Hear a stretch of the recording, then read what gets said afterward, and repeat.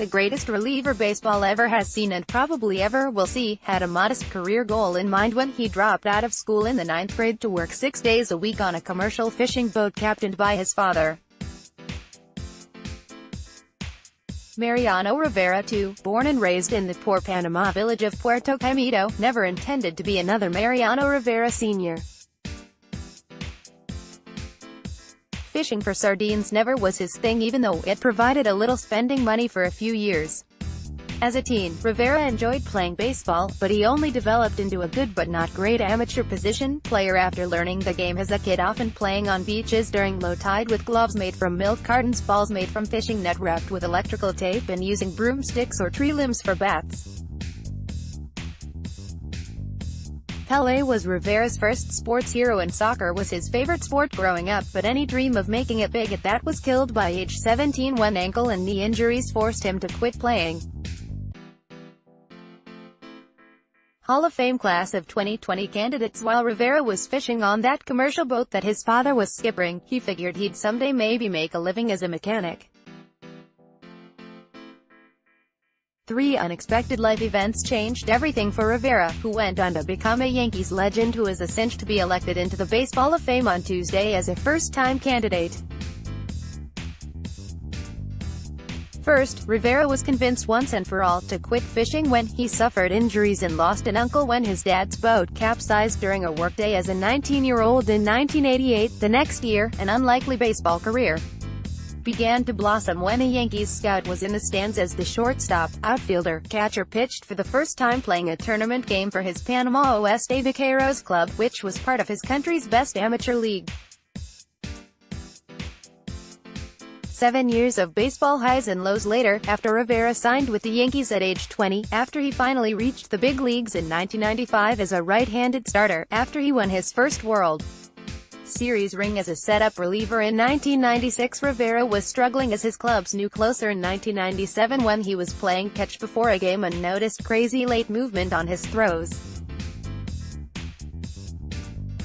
That was the birth of Mariano's famous cutter, which soon would become one of the most lethal pitches in Major League history and an igniter for his legendary career, which included a record 652 saves, 13 All-Star games, an incredible postseason success that keyed 5 Yankees World Series championships and 7 pennants, the greatest weapon in modern baseball, the greatest I've ever seen or played against, Alex Rodriguez said in a January 2005 Sports Illustrated article.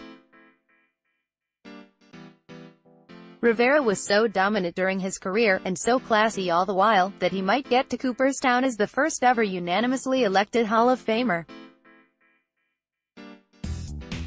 Through early Tuesday morning, Rivera was on all 217 ballots, counted by a Hall of Famer tracker. He's the definition of consistency, fellow Yankees legend Derek Jeter said in 2009.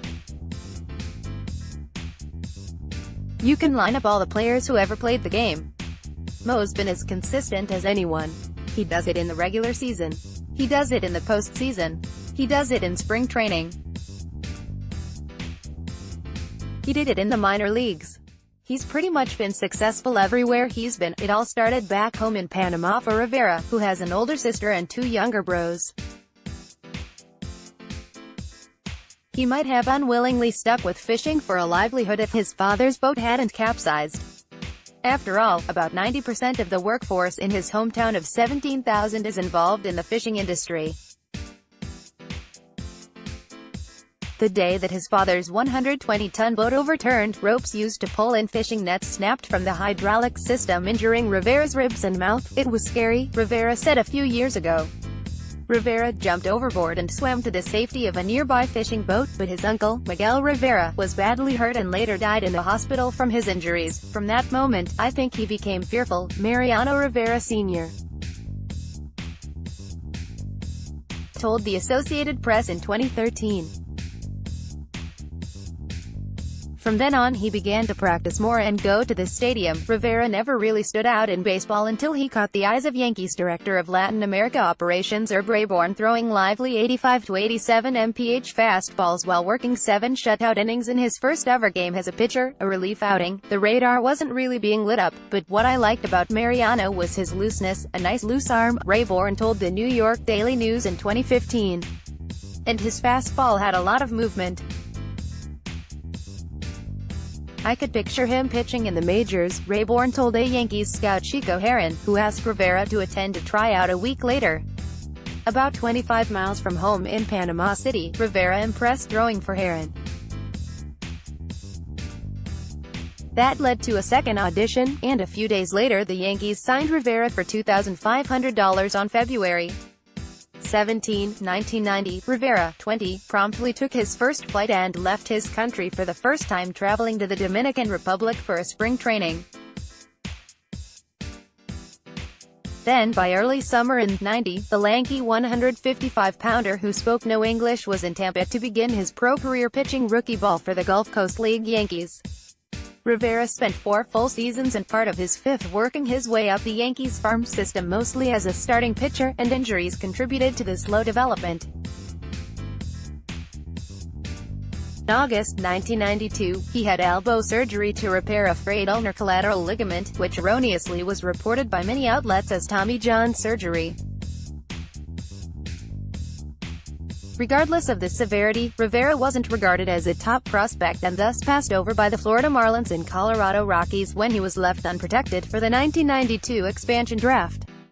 After pitching to a 2.10 ERA over his first 7 AAA starts in 1995, Rivera got his first big league call-up on May 16.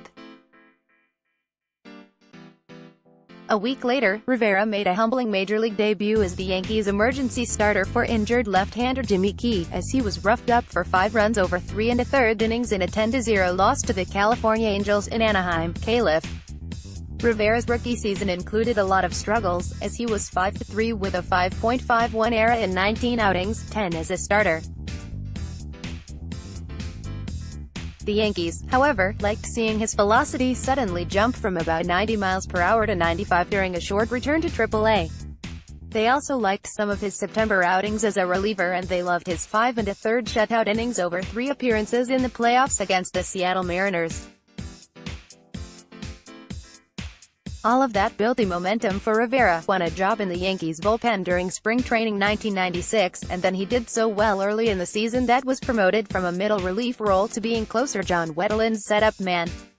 By late in the season, Rivera was a rookie phenom on a Yankees club that ended a 17-year championship drought. He finished with a 2.09 ERA over 61 outings and amazingly was 3rd in the American League Cy Young voting, which is unheard of for a non-closing reliever.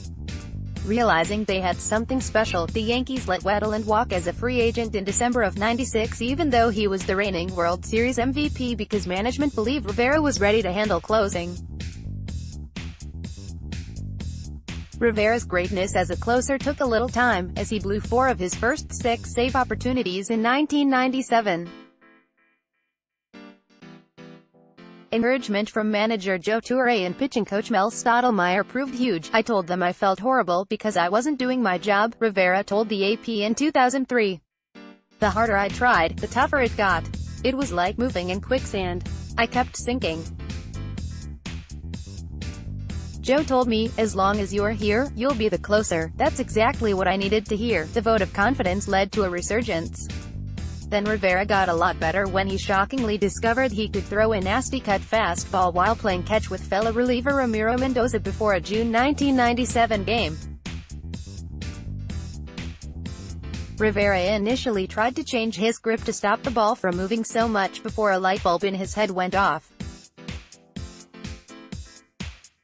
Quickly, this pitch was used in games, and it became an incredible weapon against left-handed hitters, who had to deal with so much late-inside movement that swings often led to broken bats after contact on the handle. "It runs in on left-handed hitters, and if you swing at it there is a chance you will lose a finger," former Minnesota Twins switch-hitting outfielder Denny Hawking told ESPN.com in 2003, added former Phillies catcher Mike Lieberthal, who was a right-handed hitter. "He's got great accuracy with his cutter, and it's 95 miles an hour with cut action.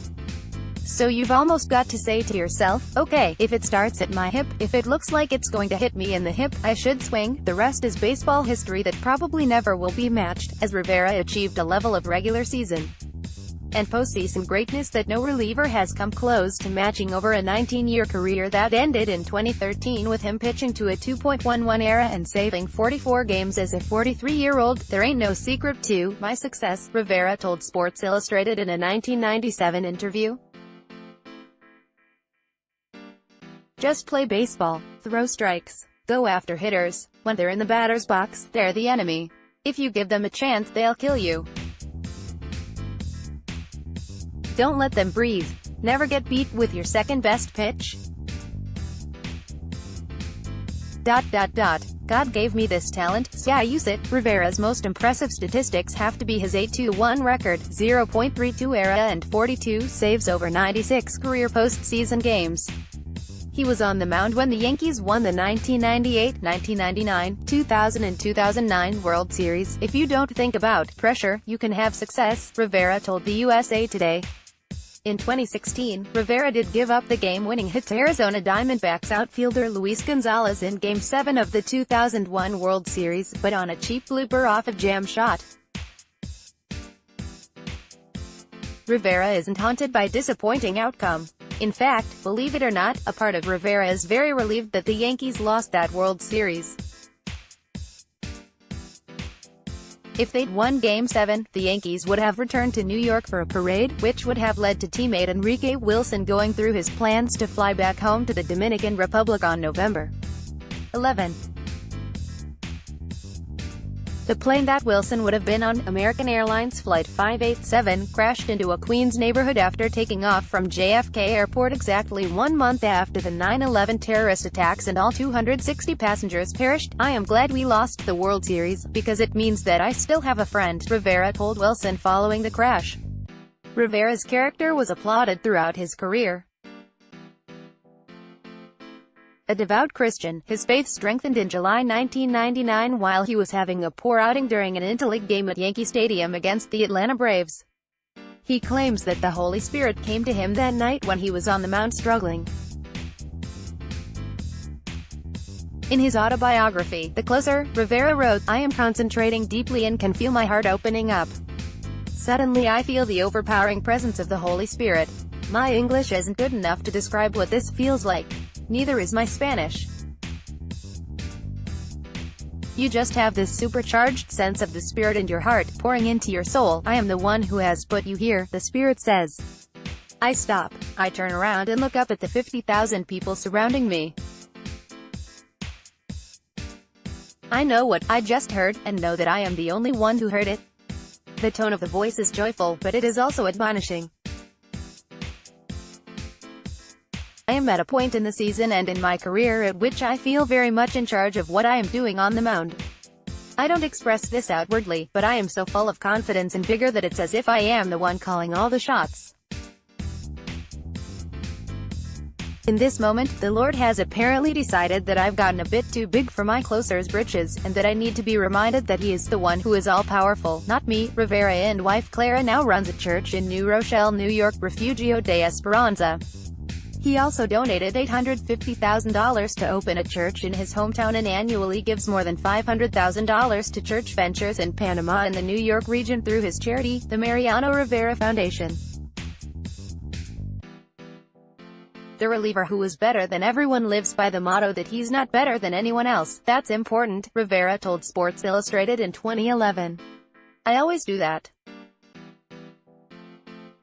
I don't wait for people to give me respect. I always give them respect. Any player, even a rookie, an old player, a veteran. I always respect them. I never try to show up nobody. I go to my business. I always take time for somebody who wants to talk to me. It's my thing, as deservedly as anyone." Rivera will be getting the ultimate baseball respect come July when he's inducted into the Baseball Hall of Fame. "He threw one pitch, man," retired Red Sox great David Ortiz wrote in a 2015 Players Tribune blog. "And it was so damn good that it didn't matter. That's why, to me, he's the most amazing pitcher in the history of the game. You knew the cutter was coming. The ball would come out of Mariano's hand and you were sure it was going right over the plate. All of a sudden, you were hitting it with your finger. Sandwich. It didn't matter what adjustments you tried to make, move back, crowd the plate, whatever, he was already a step ahead of you. Mariano had the command of a starting pitcher. His cutter was the single best pitch I've ever seen, but the really amazing thing is how he was able to do it for so many years. Are there guys now who have stuff as nasty as Mariano? Maybe for 1 year, 2 years. But nobody could maintain it like he did. I mean, 652 saves? That's stupid. Randy Miller may be reached at rmiller@advancemedia.com. Follow him on Twitter at Randy Miller. Find NJ.com on Facebook.